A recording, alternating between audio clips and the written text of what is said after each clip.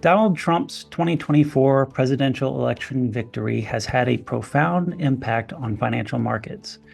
The most notable impacts have been to the performance of U.S. small cap stocks relative to large caps, of U.S. stocks relative to non-U.S. stocks, and of U.S. stocks relative to U.S. bonds.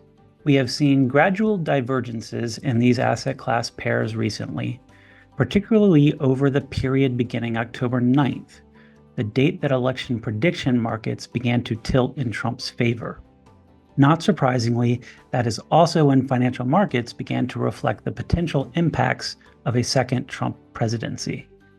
Since then, small cap stocks have outperformed large cap stocks by just over 2%, which is a significant departure from recent history. U.S. stocks have outperformed non-U.S. stocks by almost 8%, and U.S. stocks have outperformed U.S. bonds by nearly 5%. Some of the reasons behind these trends are obvious. Non-U.S. stocks have sold off due to concerns about the impact that higher tariffs on imported goods would have on U.S. trading partners if Trump delivers on his campaign promise to significantly raise tariff rates upon taking office. Meanwhile, U.S. bonds have sold off because two of Trump's most prominent campaign promises are expected to increase inflation. Higher tariffs likely would mean higher prices on imported goods, costs that typically are passed along to consumers. Stricter immigration policies would likely result in tighter labor markets, leading to higher wages and upward pressure on prices.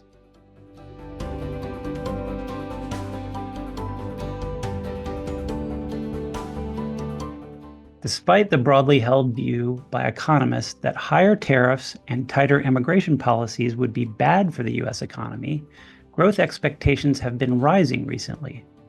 This reflects a belief that significant pent-up economic activity might be released now that election uncertainty has been removed.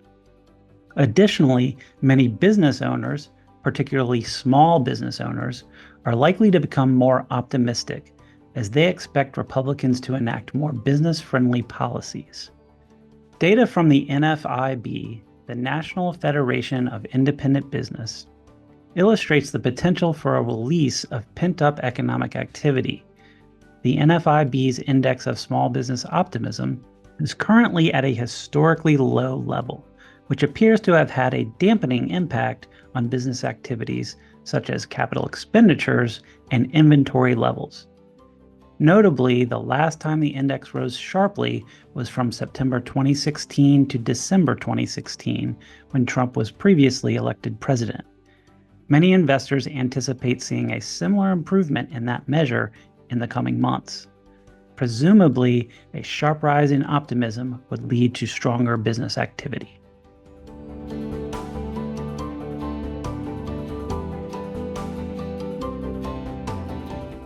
Potential reasons for optimism about U.S. stocks also include the regulatory environment and the outlook for corporate taxes. Regulatory burdens are expected to be cut back sharply under the Trump administration. Again, we can look back to the first Trump presidency to see the reasons for this optimism.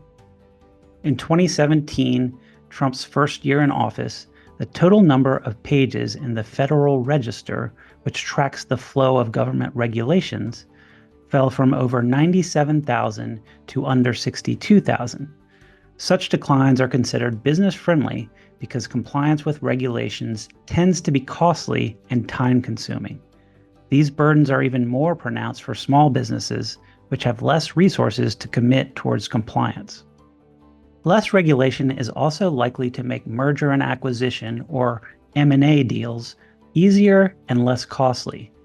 This could mean a rebound in M&A activity, which has fallen sharply over the past 3 years.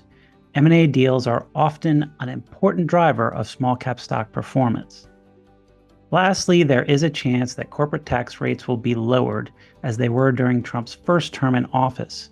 However, there's more investor skepticism about this potential outcome, given the already elevated federal budget deficit and the need for congressional support for any proposed tax changes.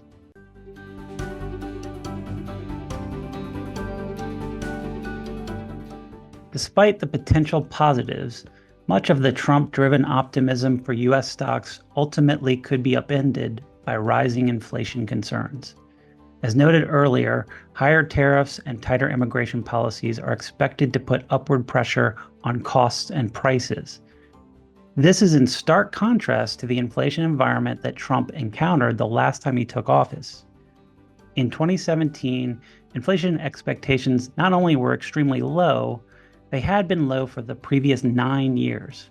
In fact, the U.S. Federal Reserve's target for its key federal funds rate had been held near zero since December 2008 in an effort to keep inflation from getting too low. So the rise in inflation expectations that accompanied Trump's victory in 2016 was actually a welcome development. That's very clearly not the case this time. Inflation expectations have been elevated for over 4 years. The federal funds rate is now over 4.5%, and the Fed is currently in the midst of a rate-cutting cycle that many investors, businesses, and consumers hope will bring further relief from interest costs well into 2026. But an abrupt rise in inflation now could lead Fed officials to stop cutting or even force them to begin raising rates again. Such a scenario could generate significant market volatility, including a potential sell-off in both stocks and bonds, as was the case when the Fed began hiking rates in 2022.